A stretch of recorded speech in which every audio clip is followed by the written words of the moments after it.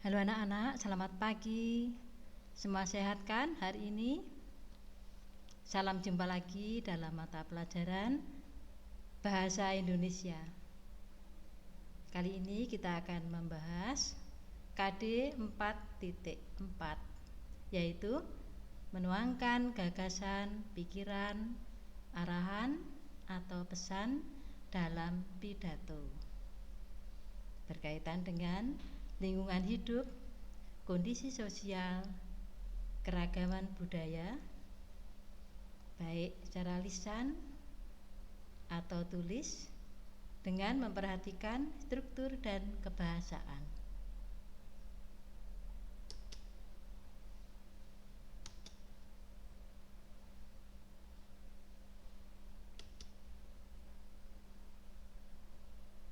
Sedangkan IPK yang akan kita capai adalah bagaimana cara membuat gagasan, pikiran, arahan, atau pesan dalam pidato sesuai dengan KD tadi.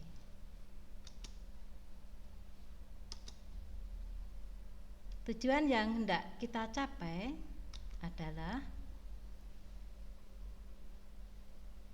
membuat gagasan, pikiran, arahan, atau pesan dalam pidato dengan memperhatikan struktur dan kebahasaan. Sebelumnya kita akan membahas bagaimanakah sistematika atau struktur teks pidato persuasif. Struktur teks pidato persuasif meliputi pembukaan, kemudian isi, kemudian penutup pidato. Kita tahu bahwa pada bagian pembukaan ada beberapa hal yang perlu kita sampaikan. Yang pertama, ucapan, sapaan, dan salam pembuka. Berikutnya, ucapan, puji syukur, dan juga penyampaian topik pidato. Kemudian isi pidato sesuai dengan tema yang kita pilih. Pada bagian penutup kita akan menyampaikan kesimpulan, kemudian mohon maaf kepada hadirin, dan ditutup dengan salam penutup. Sedangkan struktur isi pidato persuasif itu nanti terdiri dari 3 bagian, yaitu bagian pernyataan posisi, kemudian pernyataan argumen, kemudian penguatan pernyataan posisi.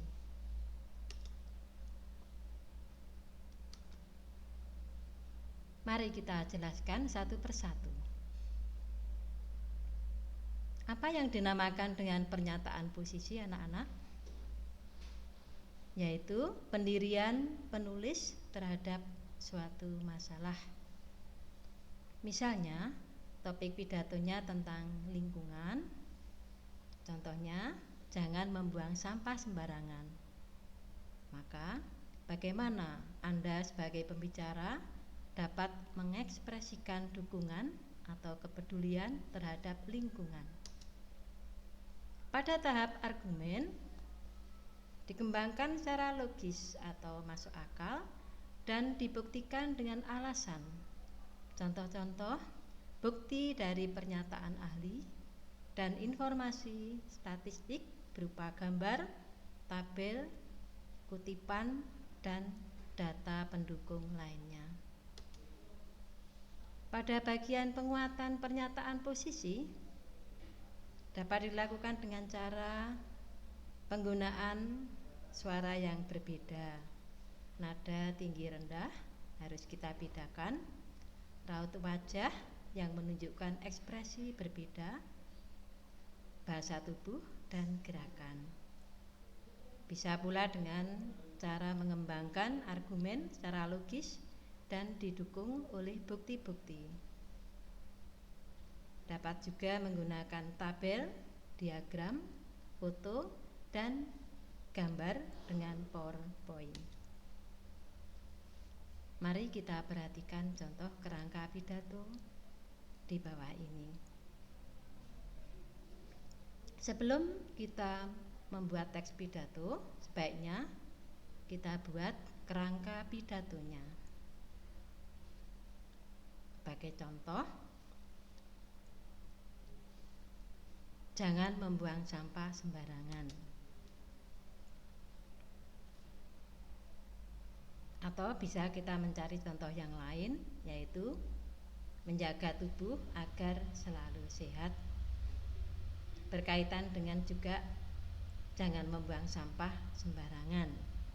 Karena kalau kita membuang sampah sembarangan, otomatis tubuh kita bisa terganggu kesehatannya. Kita mulai dari pembukaan. Ada 4 hal yang kita sampaikan dalam bagian pembukaan secara lengkap, yaitu ucapan sapaan dan salam pembuka, ucapan puji syukur kepada Tuhan, ucapan terima kasih karena telah diberi kesempatan untuk menyampaikan pendapat dalam bentuk pidato, dan juga penyampaian topik pidato sesuai dengan tujuan yang hendak kita capai. Kita perhatikan pada bagian isi. Pada bagian isi, saat kita akan menyusun pidato, kita sesuaikan dengan tema yang kita pilih. Pada bagian isi ada judul-judul besar yang lebih luas, kemudian nanti akan diperinci sehingga nanti menjadi jelas. Sebagai contoh, judul yang lebih besar dan luas pengertiannya adalah lingkungan alam. Nanti kita jelaskan lingkungan alam sesuai dengan topik yang kita pilih. Nah, saya memberikan contoh misalnya 2.1 lingkungan alam. Kita perinci 2.1.1. Kita beri judul lingkungan yang bersih. 2.1.2 hubungan lingkungan alam dengan manusia. Lingkungan yang bersih ada kaitannya dengan perilaku manusia. Kemudian yang kedua, misalnya kita akan menjelaskan 2.2 sebab-sebab timbulnya penyakit. Apa yang akan kita jelaskan terlebih dahulu, yaitu misalnya 2.2.1 macam-macam penyakit. 2.2.2 kesadaran warga akan pentingnya kebersihan. Setelah kita mengetahui macam-macam penyakit, maka kita juga sebagai warga negara yang baik, kita harus menyadari betapa pentingnya kebersihan itu. Kemudian 2.3, setelah kita mengetahui sebab-sebabnya, lalu upaya kita bagaimana untuk menuju lingkungan yang bersih. Sebagai contoh 2.3.1 pemisahan sampah organik dengan anorganik. 2.3.2 komitmen masyarakat terhadap kebersihan lingkungan. 2.3.3 menanam pohon, ini juga salah satunya untuk menjaga lingkungan yang bersih, udara yang segar. 2.3.4 menata lingkungan tempat tinggal. Nah, yang pada 2.3 ini cukup banyak upaya yang kita lakukan. Setelah itu, pada bagian penutup, yaitu berupa harapan-harapan, nanti juga disertakan kesimpulan, ucapan mohon maaf, dan ucapan salam penutup. Setelah kita membuat kerangka pidatonya, langkah berikutnya adalah mengembangkan kerangka teks pidato tersebut. Kita tulis judulnya dulu, menjaga tubuh agar selalu sehat.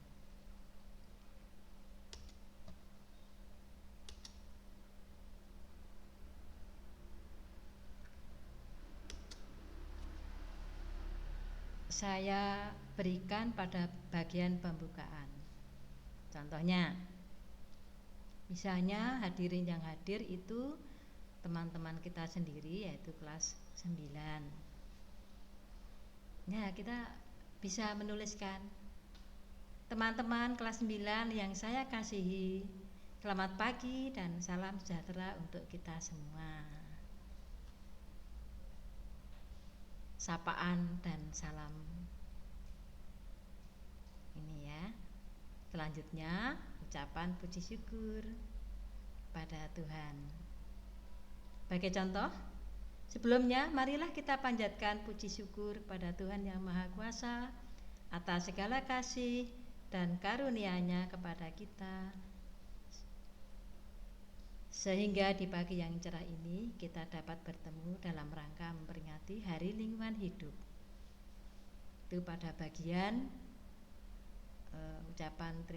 ucapan puji syukur pada Tuhan. Boleh menggunakan kalimat yang lain, tidak harus persis seperti yang saya contohkan. Berikutnya, tidak lupa pula saya ucapkan terima kasih karena saya masih diberi kesempatan untuk menyampaikan sebuah wawasan yang mungkin akan berguna bagi kita semua dalam mewujudkan sebuah hunian yang menyehatkan. Ini ucapan terima kasih karena kita yang akan menyampaikan pidatonya itu telah diberi kesempatan.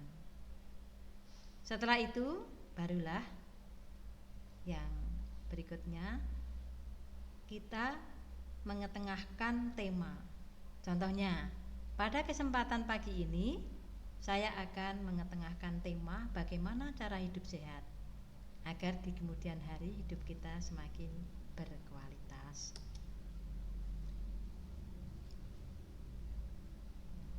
Pada bagian isi, kita awali dengan sapaan. Teman-teman yang berbahagia. Contohnya bisa anak-anak baca. Ada sebuah ungkapan yang tidak asing lagi di telinga kita, yaitu kebersihan adalah pangkal kesehatan. Ternyata lingkungan yang bersih merupakan salah satu pendukung agar hidup kita semakin sehat. Jika demikian, ada hubungan yang sangat erat antara manusia dengan tempat tinggalnya, yaitu lingkungan alam. Jika manusia tidak cinta, bahkan cenderung merusak atau mengeksploitasi alam, maka yang akan terjadi adalah bencana. Bencana yang dimaksud di sini bukan hanya bencana alam, misalnya kekeringan, banjir bandang, dan tanah longsor, melainkan bencana datangnya penyakit yang menyerang manusia. Isi yang berikutnya sesuai dengan kerangka pidato yang kita buat. Seperti telah kita ketahui bahwa munculnya banyak penyakit jenis baru menjadi tantangan bagi kita. Dahulu, ketika demam berdarah dengue mewabah, orang disibukkan dengan bagaimana pemberantasan nyamuk Aedes aegypti dengan fogging. Disusul maraknya virus chikungunya yang melanda di beberapa wilayah di Indonesia. Bahkan virus H5N1 atau lebih dikenal dengan virus flu burung yang memakan korban yang tidak sedikit. Penyakit diare yang pernah mewabah di sejumlah wilayah di Indonesia. Tentu datangnya berbagai macam penyakit seperti di atas ada penyebabnya. Bagaimanakah kesadaran masyarakat akan arti pentingnya menjaga lingkungan agar tetap bersih dan indah? Kalau ternyata banyak warga masyarakat yang mengabaikannya, maka bukan tidak mustahil penyakit akan cepat mewabah jika tidak ada kesadaran dari warga masyarakat itu sendiri. Telah selesai, dilanjutkan dengan kita beri jeda ya. Sapaan, teman-teman yang berbahagia. Oleh karena itu, harus ada upaya yang harus segera dilakukan agar lingkungan tempat tinggal kita selalu bersih di setiap saat. Hal ini dibutuhkan kesadaran penuh akan arti pentingnya lingkungan bersih dari seluruh anggota masyarakat di mana mereka bertempat tinggal. Membuang sampah pada tempatnya, memisahkan antara sampah organik dan anorganik, selalu membersihkan tempat tinggal secara rutin dari dalam rumah, seperti kamar tidur, ruang makan, ruang tamu, ruang keluarga, kamar mandi, dan dapur. Begitu juga lingkungan sekitar rumah harus bersih dari sampah. Peralatan makan juga perlu mendapat perhatian. Pastikan peralatan makan dan dari piring, sendok, garpu, gelas, dan lain-lain harus selalu terjaga kebersihannya. Belum lagi peralatan masak juga perlu mendapat perhatian. Pastikan pula peralatan masak dalam kondisi bersih saat akan digunakan.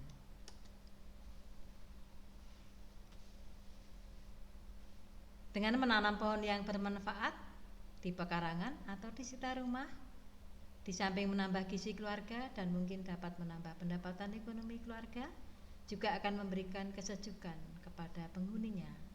Bukan hanya itu, dengan menanam tanaman tersebut juga akan memberikan keindahan dan sedap dipandang mata. Jika seluruh keluarga di Indonesia melaksanakan hal ini, betapa lingkungan kita asri dan nyaman ditempati. Cukup panjang anak-anak pada bagian isi. Jadi kita sesuaikan dengan kerangka pidato yang kita buat. Kalau di bagian isi kita hanya mengetengahkan beberapa, maka tidak akan sepanjang ini.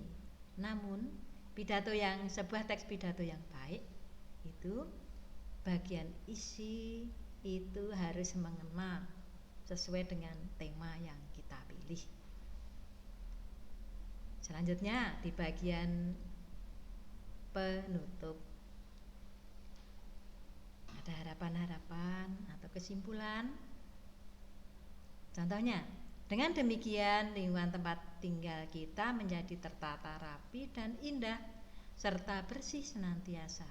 Akhirnya, karena kita tinggal di daerah yang sehat, maka hal ini akan memberikan sebagian kontribusi bagi kesehatan kita.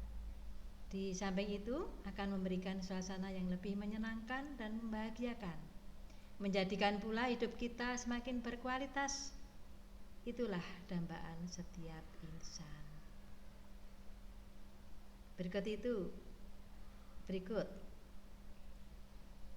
Untuk itu, mari kita berlomba-lomba membersihkan lingkungan tempat tinggal kita agar terhindar dari berbagai macam penyakit yang mengancam hidup kita.